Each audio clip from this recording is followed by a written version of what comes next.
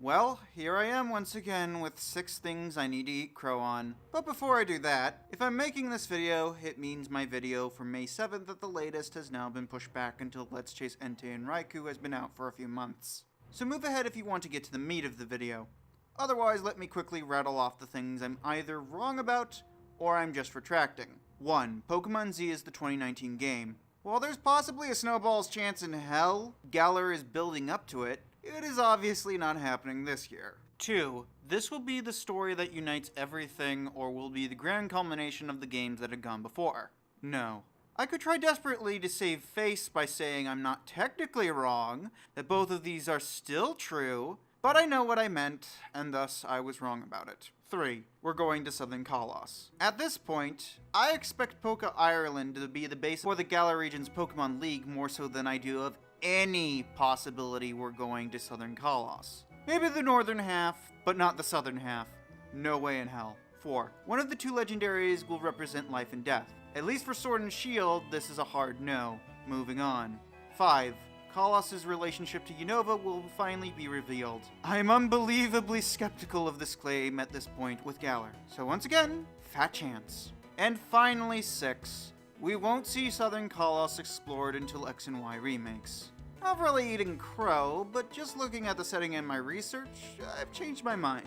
At the very least, we might not wait that long for them. Okay, so moving on. I still think there's some chance to this game connecting to my second video, but first we'll seemingly be taking yet another detour. So, basically, based on what we have so far, I'm going to show 2 timelines to explain what I think is going on. Timeline 1, you have X and Y.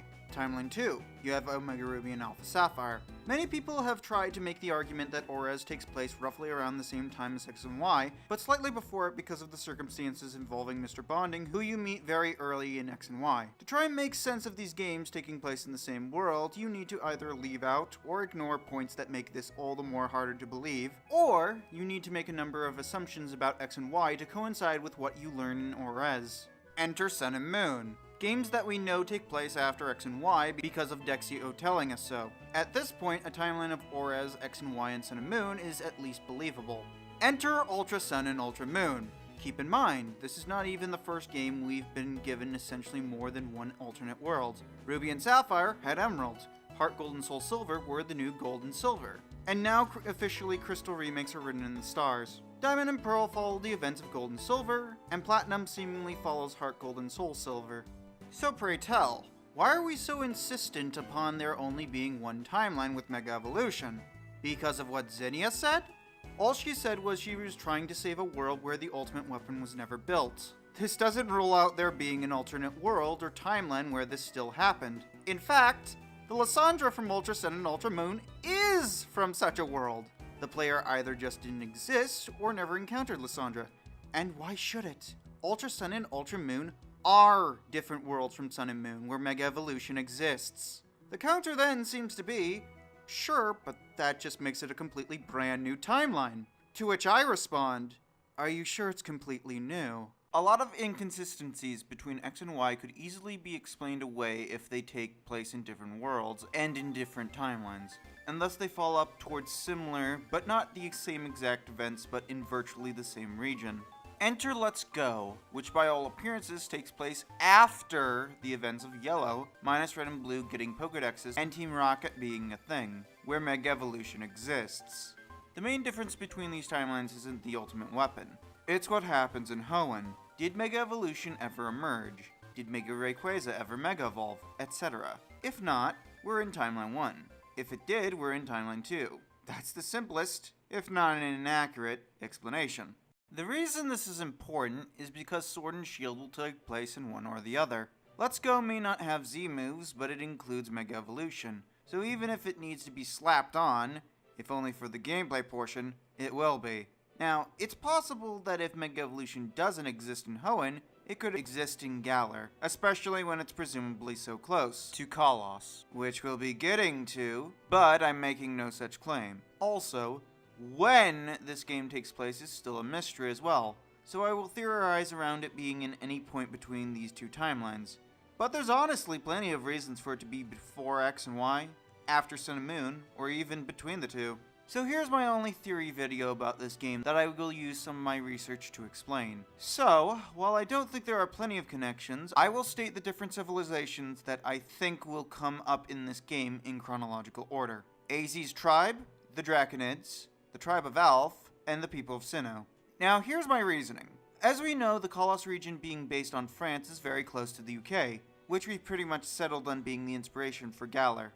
In the lore of Colossus, after AZ fired the ultimate weapon, the war was brought to an abrupt end. AZ's brother, who remained in Colossus and had been the one who started the war, granted it is suggested this isn't common knowledge among the people of Colossus. For the most part, the firing of the ultimate weapon was a life-changing experience, as AZ's brother died on his deathbed after saying that humans should try and create a world where such a weapon is unnecessary. After Floette left, AZ took the ultimate weapon, and between then and the events of X and Y, he eventually found his way to Hoenn 1,000 years before X and Y. In all likelihood, if people wanted to leave Colossus, AZ's brother, at that point, probably would have let them. While there might be another civilization that founded Galar before then, I still see AZ's tribe going to Galar immediately after. The Draconids are what we call the people who built Sky Pillar, which for all intents and purposes was 2,000 years after the Great Colossus War. The Draconids and the blind tribe of Hoenn are suggested to have left Hoenn after forming Pasiflog, whose history would lend towards them being the ancestors of the sea folk of Alola's Pony Island, combined with the fact a move tutor for Rayquaza's Dragon Ascent can be found there. It is my theory that they left after they were finally freed from the wrath of Groudon and Kyogre's abilities, and that in the case of Omega Ruby and Alpha Sapphire, AZ left with them. It should also be noted that due to the roughly 1,000 year long gap between the Great Colossus War and the events mentioned by Zinnia at Sky Pillar, that the people of Pasiflog may descend from the people of Galar. But the biggest reason I believe they may share a part in Galar's history is because of Hoenn's location in regards to Johto. The tribe of Alph and Heart Gold and Soul Silver, and most definitely Let's Chase Entei and Raikou, have a connection with the Draconids, as can be seen by the existence of Embedded Tower, which has no reason to exist in Emerald. The ruins of Alph are said to be only 1,500 years old, the same age as the Tenobi ruins. Both where unknown can be found, but there's one more area that mentions 1,500 years, and that's Lavra City, which, if I'm reading this right, is 1,500 years old. On one hand, it could be a complete coincidence, but since we have two areas so far apart that have such a strong connection, it may very well suggest that what used to border the northern sea of Colossus was the Johto region, specifically the ruins of Alph, Azalea Town being west, and Violet City being further north. The second of which is home to Kurt, who had an apricorn tree outside his house, even in gold, silver, and crystal. Not only is the gym leader of Lavray from Johto, but north of Lavray is Colossus' Pokeball factory. Colossus was also famous for its berries back in the day, which Ultra Sun and Ultra Moon confirm an apricorn is. And 300 years before X and Y, Pokemon battles were a thing in the Colossus region. This could easily be a string of coincidences, but it makes a strong argument that Colossus was connected to Johto. And once again, the number 1,500 is strange to use if it means nothing. The people of Sinnoh may have been further north of Johto, but they not only met the tribe of Alph at the Sinjo ruins, but there's a strong case they blended with the tribe of Alph, and their descendants came back to build the Tin and Brass Tower. As Cynthia points out, the people of Johto performed the same dance they did for Arceus at this temple. But there's a bigger reason. Somehow, some way, they're probably going to tie the Galar region to Sinnoh's mythos.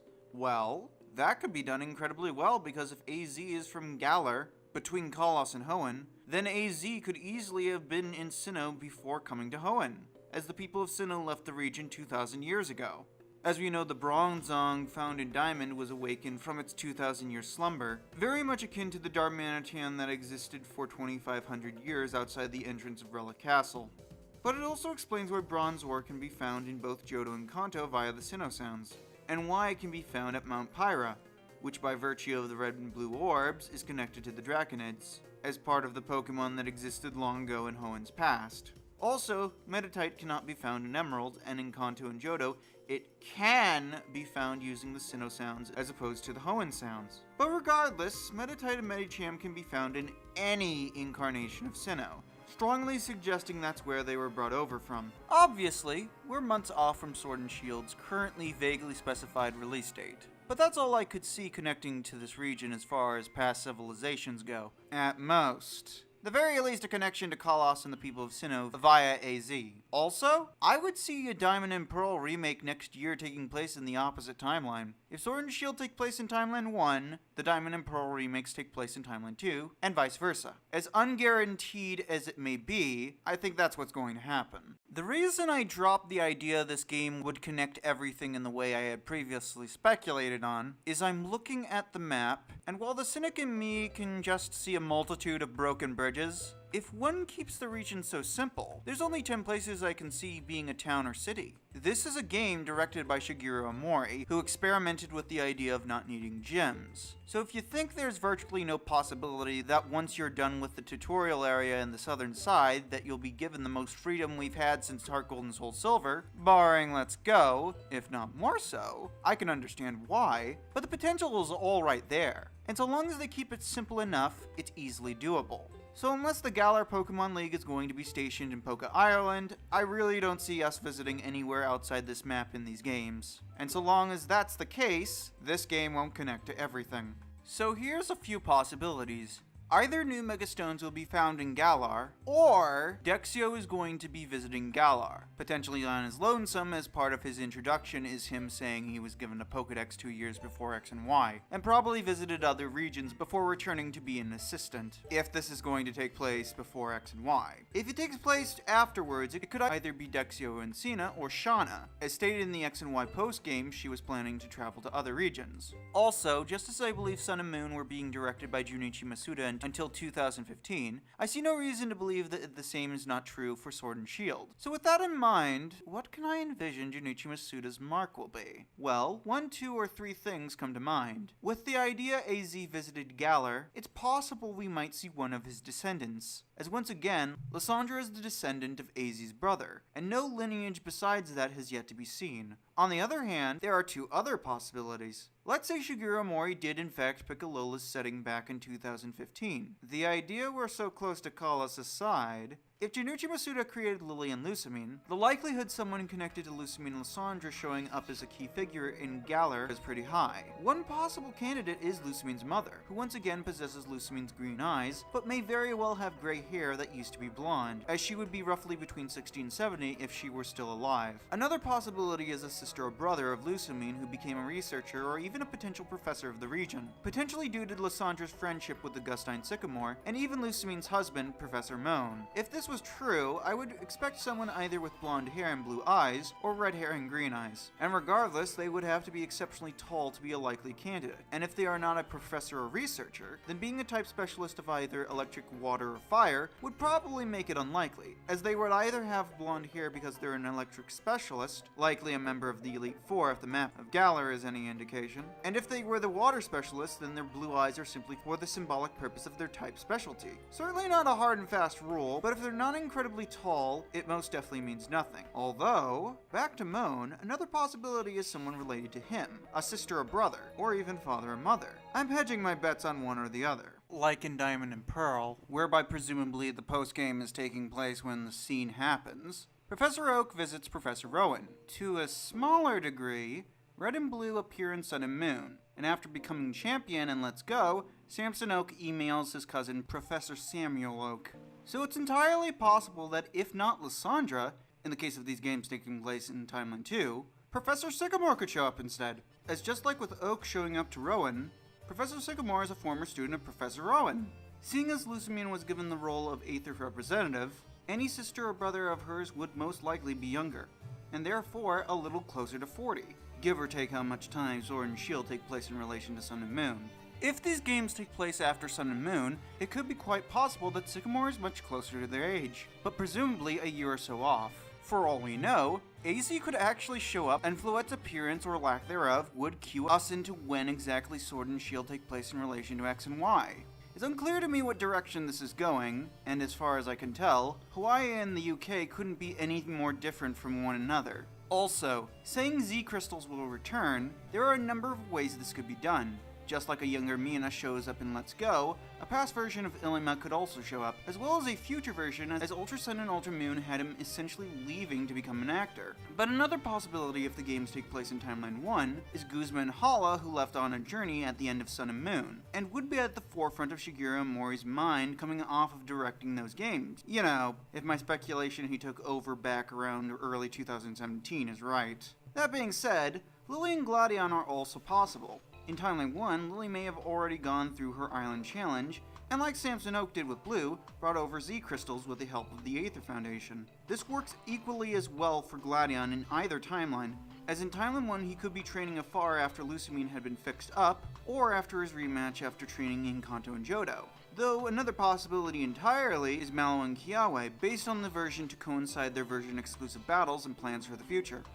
While Mallow says she wants to take over the family restaurant, she could be there to improve her craft before doing so. And with Kiawe, it's easy enough to see him getting a throw bone to go abroad and live his dream. That's pretty much everyone I can envision being tied to bringing Z crystals over, if that's to even be. There's also one last thing I want to bring up. As Let's Go only allows you to bring 153 Pokemon from Pokemon Go, there's a strong likelihood Professor Willow will show up. I mean, if a character from a side game like Professor Burnett can make her main series debut married to Professor Kukui, it's only a matter of time before Professor Willow will show up. And honestly, if those flowers aren't berries, I have a hard time believing he's meant to be the regional professor. Also, it's not like it wouldn't be without good reason, as Let's Go takes place before X and Y, which would imply that was when Professor Willow was informed about Meltan. I'm hardly the first person to happen upon this, but Meltan has a connection with 3,000 years, of all points in history. Just like Sycamore could have chosen the Kalos region due to Mega Evolution, if Melmetal can be traced to the Galar region or even Kalos, it would be the perfect reason to set up shop there. Also, since Pokemon Go is international, that essentially means Meltan started showing up worldwide, all at once. Even if Pokemon Go has it where you can catch all Pokemon that would otherwise be unattainable in Kanto, a mythical Pokemon being found worldwide would be proof towards the United Continent theory. And even if it's not explored in Sword and Shield, this is yet another thing that's going to be addressed either before or after Let's Chase Entei and Raikou. So I'm expecting something I've predicted to come true and tie Galar to Kalos, and potentially Sun and Moon and Ultra Sun and Ultra Moon. Some major character to tie back to Lusamine's family. A brother, a sister, a brother-in-law, a sister-in-law, flat out Lusamine's mother, or flat out one of Moan's parents, if not both. And Galar will definitely connect to Sinnoh, just like Kalos connects to Hoenn and Orez. And if AZ doesn't show up in the flesh, he will at least be mentioned in the same way he was in Orez, and most likely in Diamond and Pearl remakes, which I'm betting are next year. So once again, I'm probably going to have to eat a bunch of crow. But this is the end of the video, and those are my only speculations in Sword and Shield. Unless something really big gets announced before the reveal, or a video very loosely related to those games. So, until the next spark of inspiration hits, I bid you all adieu.